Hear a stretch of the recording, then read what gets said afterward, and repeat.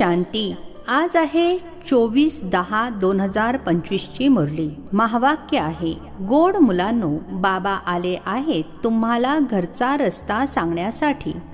तुम्ही आत्मअभिमानी होऊन राहा तर हा मार्ग सहजच दिसून येईल. प्रश्न आहे, संगमावर कोणते असे नॉलेज मिळाले आहे ज्यामुळे सतयुगी देवतांना मोहजित म्हटले गेले आहे? उत्तर आहे, संगमावर तुम्हाला बाबांनी अमर कथा ऐकून अमर आत्म्याचे नॉलेज दिले. ज्ञान मिळाले की हा अविनाशी पूर्वनियोजित ड्रामा आहे. प्रत्येक आत्मा आपापला पार्ट बजावते. ती एक शरीर सोडून दुसरे घेते. यासाठी रडण्याची गरज नाही. याच नॉलेजमुळे सतयुगी देवतांना मोहजित म्हटले जाते. तिथे मृत्यूचे नावही नाही. आनंदाने जुने शरीर सोडून नवीन घेतात. गीत आहे, नयनहीनको राह दिखाओ प्रभू, पग पग ठोकर लागे. ओम शांती. गोड गोड रुहानी मुलांप्रती रुहानी बाबा म्हणतात की रस्ता तर दाखवतो, परंतु आधी स्वतःला आत्मा निश्चय करून बसा. देही अभिमानी होऊन बसा, तर मग तुम्हाला रस्ता खूप सहजच दिसून येईल. भक्ती मार्गामध्ये अर्धा कल्प ठोकरा खाल्ल्या आहेत. भक्ती मार्गाची अथाह सामुग्री आहे. आता बाबांनी समजावून सांगितले आहे, बेहदचे पिता एकच आहेत. बाबा म्हणतात, तुम्हाला रस्ता सांगत आहे. दुनियेला हे देखील माहीत नाहीये की कोणता रस्ता सांगतात. मुक्ती जीवनमुक्ती, गती सद्गतीचा. मुक्ती म्हटले जाते शांतीधामला. आत्मा शरीराविना काहीही बोलू शकत नाही. कर्मेंद्रियांद्वारेच आवाज होतो. मुखाने आवाज होतो. मुख नसेल तर आवाज कुठून येईल? आत्म्याला ही कर्मेंद्रिये मिळाली आहेत कर्म करण्याकरिता. रावण राज्यामध्ये तुम्ही विकर्म करता. ही विकर्मच छीछी कर्म अर्थात नीच कृत्य होतात. सतयुगामध्ये रावणच नसतो तर कर्म अकर्म होतात. तिथे 5 विकार असत नाहीत. त्याला म्हटले जाते स्वर्ग. भारतवासी स्वर्गवासी होते. आता मग म्हणतात नरकवासी. विषय वैतरणी नदीमध्ये गटांगळ्या खात राहतात. सर्वजण एकमेकांना दुःख देत राहतात. आता म्हणतात, बाबा अशा ठिकाणी घेऊन जा जिथे दुःखाचे नावही नसेल. तो तर भारत जेव्हा स्वर्ग होता तेव्हा दुःखाचे नावच नव्हते. स्वर्गातून नरकामध्ये आलो आहोत. आता पुन्हा स्वर्गामध्ये जायचे आहे. हा खेळ आहे. बाबाच मुलांना बसून समजावून सांगतात. खराखुरा सत्संग हा आहे. तुम्ही इथे सत्य पित्याची आठवण करता. तेच उच्च ते उच्च ईश्वर आहेत. ते आहेत रचता. त्यांच्याकडून वारसा मिळतो. बाबाच मुलांना वारसा देतील. हदचे पिता असूनही मग आठवण करतात, हे भगवान, हे परमपिता परमात्मा, दया करा. भक्ती मार्गामध्ये धक्के खाऊन खाऊन हैराण झाले आहेत. म्हणतात, ओ बाबा, आम्हाला सुख शांतीचा वारसा द्या. तो तर बाबाच देऊ शकतात. तो देखील 21 जन्मांसाठी. हिशोब करायला हवा. सतयुगामध्ये जेव्हा यांचे राज्य होते तर जरूर थोडे मनुष्य असतील. एक धर्म होता. एकच राजाई होती. त्याला म्हटले जाते स्वर्ग, सुखधाम. नव्या दुनियेला म्हटले जाते सतोप्रधान. जुन्या दुनियेला तमोप्रधान म्हणतात. प्रत्येक गोष्ट आधी सतोप्रधान मग सतो रजो तमोमध्ये येते. छोट्या मुलाला सतोप्रधान म्हणतात.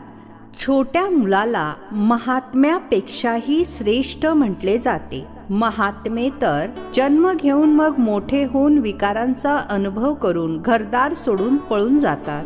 लहान मुलांना तर विकाराविषयी माहीतच नाही आहे. एकदम इनोसंट अर्थात निष्कपट आहेत. म्हणून महात्म्यापेक्षाही श्रेष्ठ म्हटले जाते. देवतांची महिमा गातात. सर्व गुण संपन्न, 16 कला संपूर्ण. साधूंची कधी अशी महिमा करणार नाही. बाबांनी हिंसा आणि अहिंसेचा अर्थ समजावून सांगितला आहे. कोणालाही मारणे याला हिंसा म्हटले जाते. सर्वात मोठी हिंसा आहे काम कटारी चालविणे. देवता काही हिंसक नसतात. काम कटारी चालवत नाहीत. बाबा म्हणतात, आता मी आलो आहे तुम्हाला मनुष्यापासून देवता बनविण्यासाठी. देवता असतात सतयुगामध्ये. इथे कोणीही स्वतःला देवता म्हणू शकत नाही. समजतात आपण नीच पापी विकारी आहोत, मग स्वतःला देवता कसे म्हणतील? म्हणून हिंदू धर्म म्हटला गेला आहे. वास्तविक आदी सनातन देवी देवता धर्म होता. हिंदू शब्द हिंदुस्तानमधून काढला आहे. त्यांनी मग हिंदू धर्म म्हटले आहे. तुम्ही म्हणाल आम्ही देवता धर्माचे आहोत, तरीही हिंदूच्या कॉलममध्येच टाकतील. म्हणतील आमच्याकडे कॉलमच हिंदू धर्माचा आहे. पतित झाल्या कारणाने स्वतःला देवता म्हणू शकत नाहीत. आता तुम्ही जाणता आम्ही पूज्य देवता होतो. आता पुजारी बनलो आहोत. पूजा देखील पहिली फक्त शिवाचीच करतात, नंतर मग व्यभिचारी पुजारी बनले. बाबा एकच आहेत, त्यांच्याकडून वारसा मिळतो. बाकी तर अनेक प्रकारच्या देवी इत्यादी आहेत, त्यांच्याकडून काही वारसा मिळत नाही. या ब्रह्माकडूनही तुम्हाला वारसा मिळत नाही. एक आहेत निराकारी पिता, दुसरे आहेत साकारी पिता.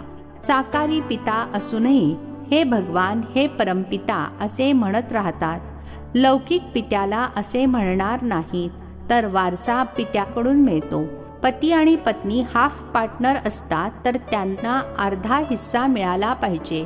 आधी अर्धा हिस्सा पत्नीचा काढून मग उर्वरित अर्धा मुलांना दिला पाहिजे.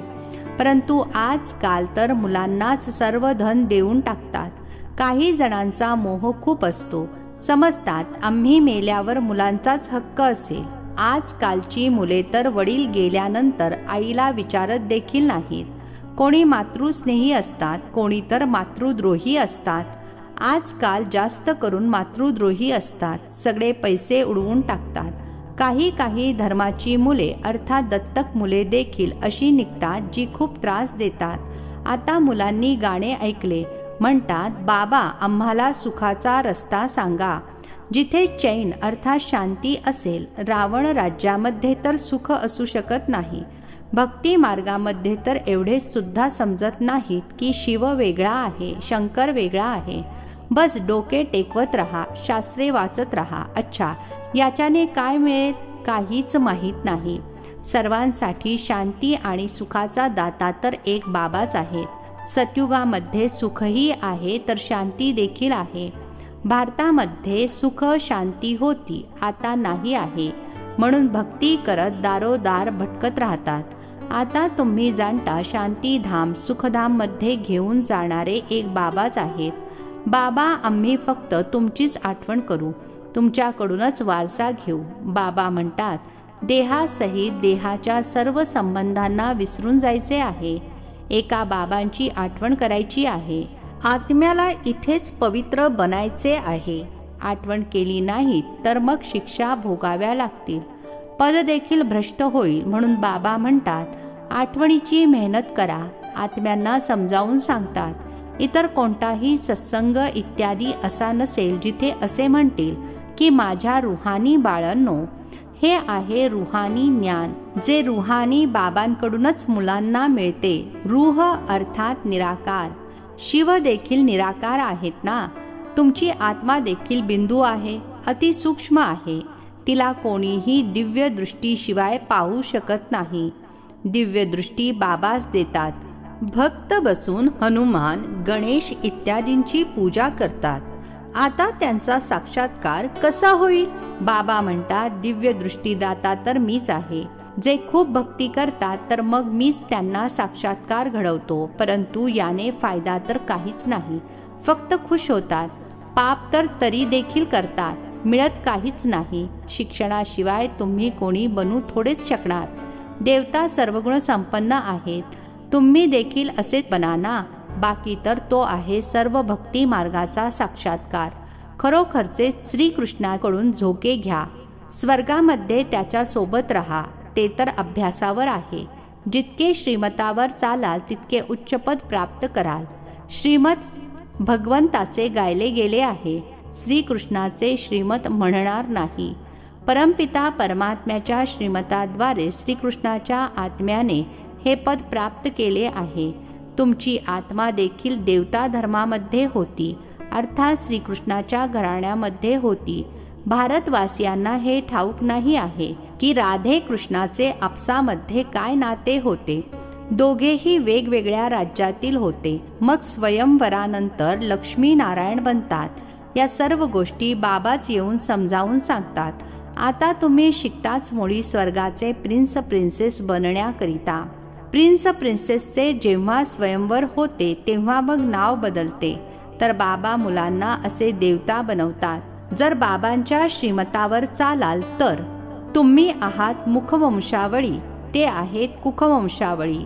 ते ब्राह्मण लोक हतियाला अर्थात रक्षासूत्र बांधतात कामचितेवर बसविण्याकरिता. आता तुम्ही खऱ्या खऱ्या ब्राह्मणी कामचितेवरून उतरवून ज्ञानचितेवर बसविण्यासाठी हतियाला अर्थात रक्षासूत्र बांधता, तर ते जुने सोडावे लागेल. इथली मुले तर भांडण तंटा करून पैसा देखील सर्व बर्बाद करतात.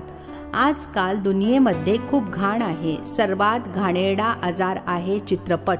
चांगली मुले देखील चित्रपट पाहिल्यामुळे बिघडतात. म्हणून बीकेंना चित्रपटाला जाण्यास मनाई आहे. जे मजबूत आहेत त्यांना बाबा म्हणतात तिथेही तुम्ही सेवा करा. त्यांना समजावून सांगा की हा तर आहे हदचा चित्रपट. एक बेहदचा चित्रपट सुद्धा आहे. बेहदच्या चित्रपटातून मग हे हदचे खोटे चित्रपट निघाले आहेत. आता तुम्हा मुलांना बाबांनी समजावून सांगितले आहे. मूल वतन जिथे सर्व आत्मे राहतात, मग मध्यभागी आहे सूक्ष्म वतन, हे आहे साकार वतन. खेळ सर्व इथे चालतो. हे चक्र फिरतच राहते. तुम्हा ब्राह्मण मुलांनाच स्वदर्शन चक्रधारी बनायचे आहे, देवतांना नाही. परंतु ब्राह्मणांना हे अलंकार देत नाहीत, कारण पुरुषार्थी आहेत. आज चांगले चालत असतात, उद्या कोसळतात, म्हणून हे अलंकार देवतांना देतात. श्रीकृष्णासाठी दाखवतात. स्वदर्शन चक्राने अकासूर बकासूर इत्यादींना मारले. आता त्यांना तर अहिंसा परमो धर्म म्हटले जाते. मग हिंसा कशी करतील? ही सर्व आहे भक्ती मार्गाची सामग्री. जिथे जाल शिवाचेच लिंग असेल. फक्त नावे किती वेगवेगळी ठेवली आहेत. मातीच्या देवी किती बनतात, शृंगार करतात, हजारो रुपये खर्च करतात.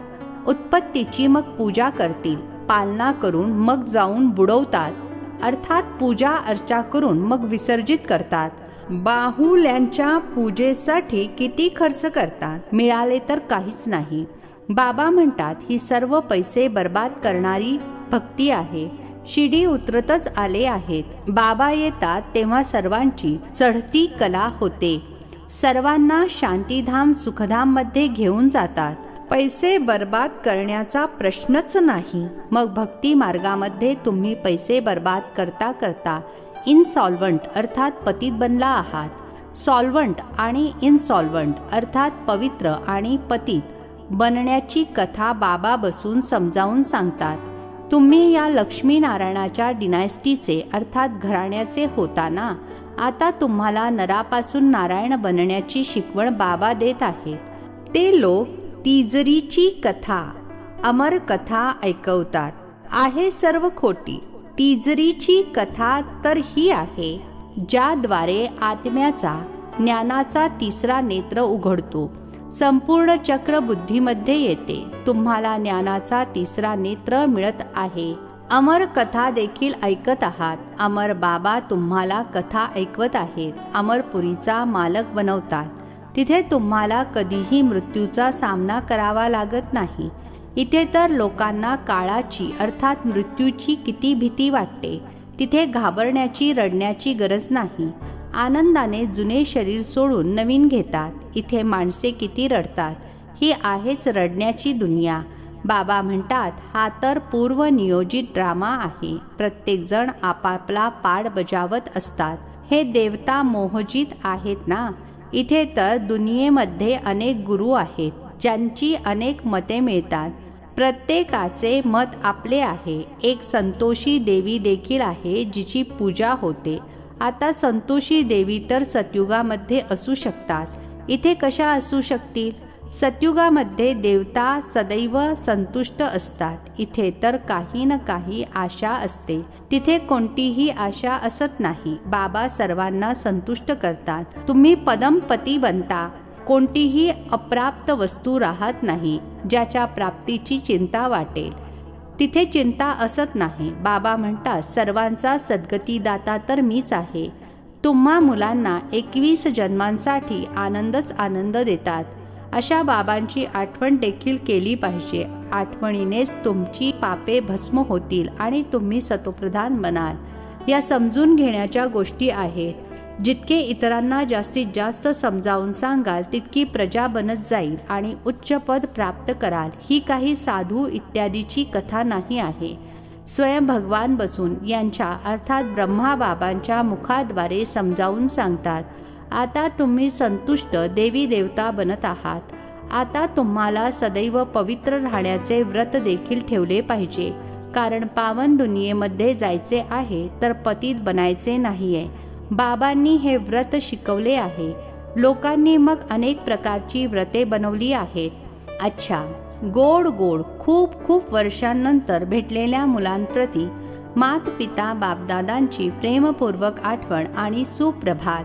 आत्मिक पित्याचा आत्मिक मुलांना नमस्ते. आम्हा आत्मिक मुलांचा आत्मिक पित्याला नमस्ते. धारणेसाठी मुख्य सारांश आहे. पहिला पॉइंट आहे, एका बाबांच्या मतावर चालून सदैव संतुष्ट राहून संतोषी देवी बनायचे आहे. इथे कोणतीही आशा ठेवायची नाही. बाबांकडून सर्व प्राप्ती करून पदमपती बनायचे आहे. दुसरा पॉइंट आहे, सर्वात गलिच्छ बनविणारा चित्रपट आहे. तुम्हाला चित्रपट बघण्याची मनाई आहे. तुम्ही बहादूर असाल तर हद आणि बेहदच्या चित्रपटाचे रहस्य समजून घेऊन मग इतरांना समजावून सांगा. सेवा करा. आजचे वरदान आहे, पुरुषार्थ आणि सेवेमध्ये विधीपूर्वक वृद्धीला प्राप्त करणारे तीव्र पुरुषार्थी भव. पुरुषार्थ आणि सेवेमध्ये विधीपूर्वक वृद्धीला प्राप्त करणारे तीव्र पुरुषार्थी भव. स्पष्टीकरण आहे, ब्राह्मण अर्थात विधीपूर्वक जीवन. कोणतेही कार्य सफल तेव्हा होते जेव्हा विधीने केले जाते. जर कोणत्याही गोष्टीमध्ये स्वतःच्या पुरुषार्थामध्ये किंवा सेवेमध्ये वृद्धी होत नसेल तर जरूर कोणत्या तरी विधीची कमी आहे. त्यामुळे चेक करा की अमृत वेळेपासून रात्रीपर्यंत मनसा वाचा कर्मणा आणि संपर्क विधीपूर्वक होता, अर्थात वृद्धी झाली. जर नसेल झाली तर कारणाचा विचार करून निवारण करा, म्हणजे मग निराशा होणार नाही. जर विधीपूर्वक जीवन असेल तर वृद्धी अवश्य होईल आणि तीव्र पुरुषार्थी बनाल. स्लोगन आहे, स्वच्छता आणि सत्यता यामध्ये संपन्न बनणे हीच खरी पवित्रता आहे. स्वच्छता आणि सत्यता यामध्ये संपन्न बनणे हीच खरी पवित्रता आहे. अव्यक्त इशारे. स्वयंप्रती आणि सर्वांप्रती मनसाद्वारे योगाच्या शक्तींचा प्रयोग करा. जिथे कोणतेही कार्य वाणीद्वारे सिद्ध होत नाही तर म्हणता, हे सांगितल्याने समजणार नाहीत. शुभ भावनेने परिवर्तन होतील. जिथे वाणी कार्याला सफल करू शकत नाही तिथे सायलेन्सच्या शक्तीचे साधन शुभ संकल्प, शुभ भावना, नयनांची भाषा यांच्याद्वारे दया आणि स्नेहाची अनुभूती कार्य सिद्ध करू शकते. अच्छा, ओम शांती. नवनवीन मराठी व्हिडिओज प्राप्त करण्यासाठी सबस्क्राईब करा मराठी गॉडलीवूड चॅनलला.